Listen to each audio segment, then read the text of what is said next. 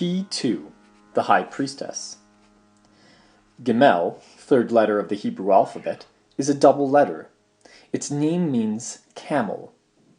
Because camels are used for transportation, for carrying goods from one place to another, the letter name suggests travel, communication, commerce, and like ideas.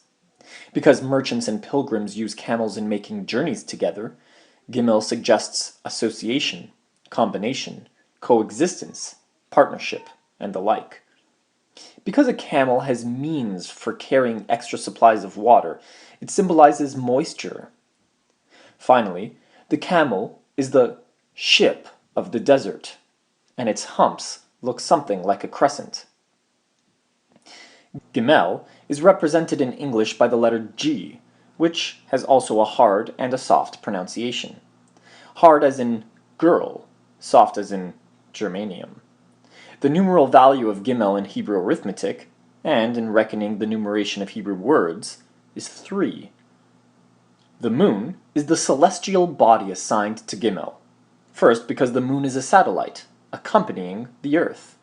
Second, because the moon waxes and wanes, just as a caravan is first seen as a tiny dust cloud on the rim of the desert, then grows larger and larger until it stops a while at some oasis city, and then grows smaller and smaller as it journeys thence on its way to its next destination. Third, because the lunar crescent resembles the shape of a camel's humps. Also because, as the camel is the ship of the desert, so is the moon, the ship of the skies. Finally, the astrological nature of the moon is cold and moist. The moon is the astrological symbol of personality, and of the memories carried from one incarnation to another by the subconscious mind. In our color scale, the tint assigned to the moon is blue, corresponding to the musical note G sharp, or A flat. As a double letter, Gimel designates the pair of opposites, peace and strife.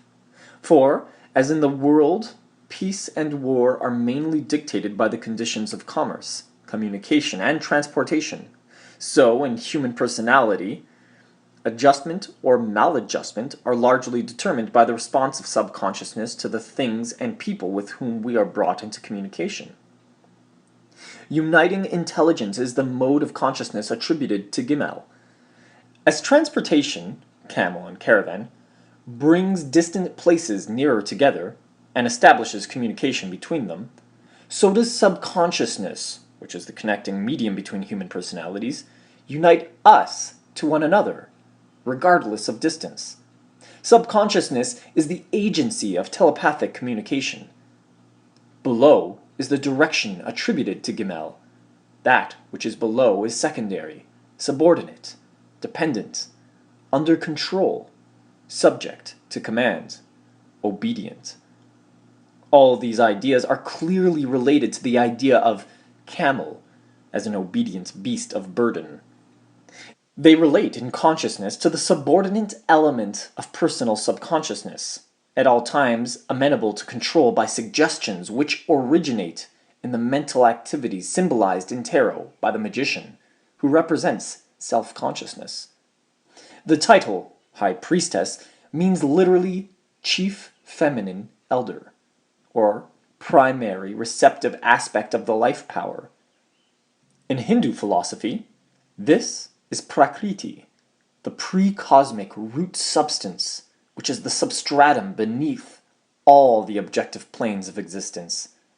Thus the woman in Key 2 is in one sense identical with the first mother, or first matter of the alchemists, who often call this prima materia their Virgin Diana.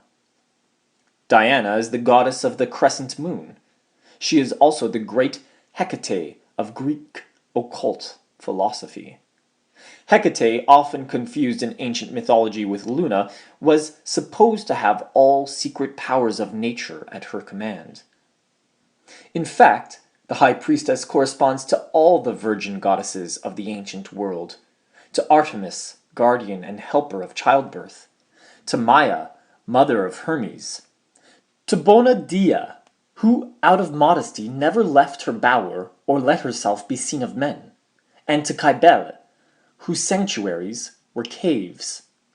Dr. Waite says, quote, "She is the spiritual bride and mother, the daughter of the stars, the queen of the borrowed light, but this is the light of all."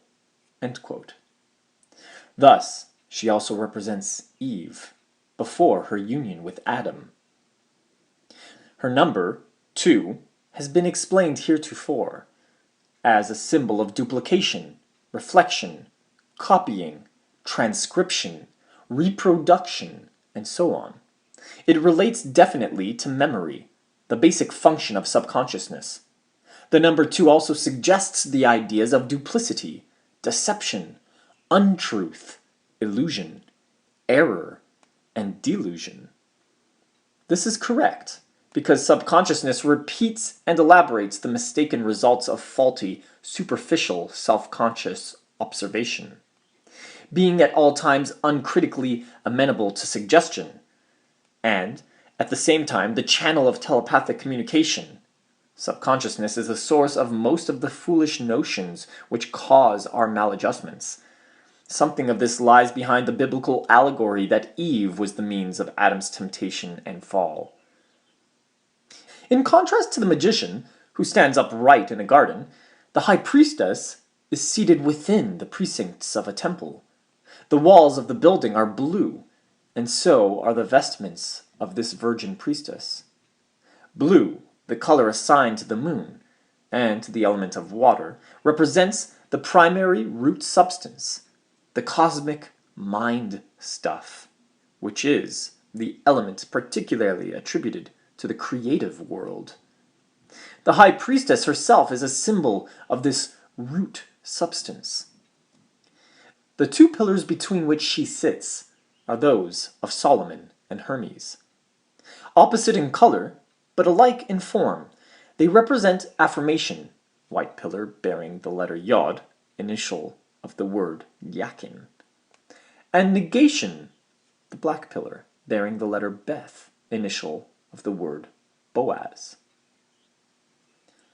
For strength, Boaz, is rooted in resistance or inertia, which is the negation of the activity which is the establishing principle, Jachin, of all things. The high priestess sits between the pillars because she is the equilibrating power between the yes and the no, the initiative and the resistance, the light and the darkness. Alike in form, close to each other, opposite in color, the pillars represent 3 laws of the association of ideas and of memory. We associate things similar, things near together in space or time, things sharply contrasted. The bases of the pillars are cubes. Thus, they repeat the symbolism of the high priestess's seat, which is a cubic stone. This will be explained in a subsequent paragraph. The capitals of the pillars, borrowed from Egyptian architecture, are in the form of lotus buds. They are buds, not opened flowers. In this detail, they differ from the capitals in the Rider version of the High Priestess, but follow the design of the as yet unpublished esoteric tarot. The reason the capitals are buds is that the High Priestess, as a symbol of virginity, is, in some measure, a type of latent or undeveloped power. In the state of subconsciousness here symbolized, the forces of subconsciousness have not come to full bloom. The veil between the pillars hints that the High Priestess is Virgo intacta. It is a phallic symbol of virginity, but is embroidered with palms, male, and pomegranates, female, as if to suggest the union of positive and negative forces. Subconsciousness is only potentially reproductive in the aspect represented by key 2. It is, so to say, covered by a veil.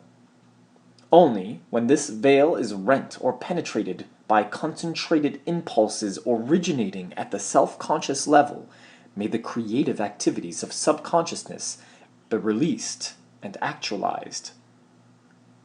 Compare the arrangement of the palms and pomegranates on the veil with the diagram of the tree of life at the back of the book, And you will see that the position of the high priestess corresponds to the path of Gimel, descending from Kether, the crown, at the top of the diagram, to Tifereth, beauty, at the center.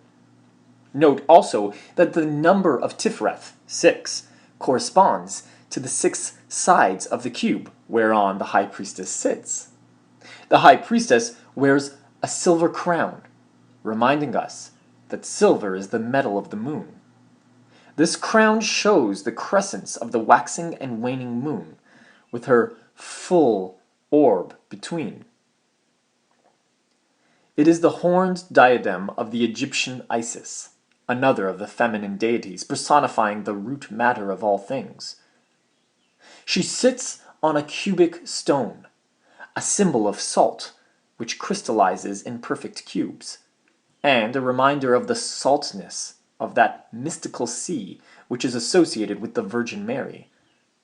Since the time of Pythagoras, moreover, it has been taught openly that the cube is the regular solid representing earth, or actual material manifestation. Thus, the high priestess sits on a cube because the basis of all subconscious mental activity is what has actually occurred, what actually exists.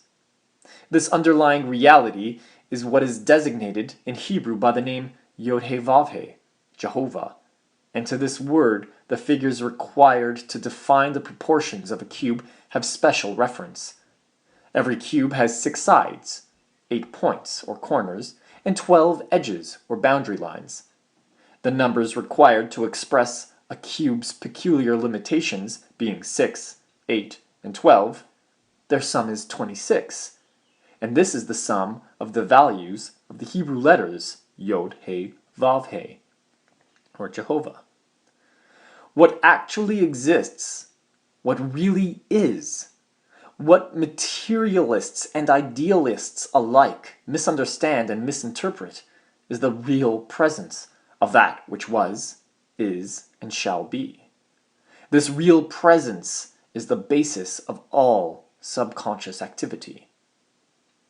The high priestess wears a blue-white robe, suggesting coldness and moisture, which are the astrological properties of the moon, and the characteristics of the element of water.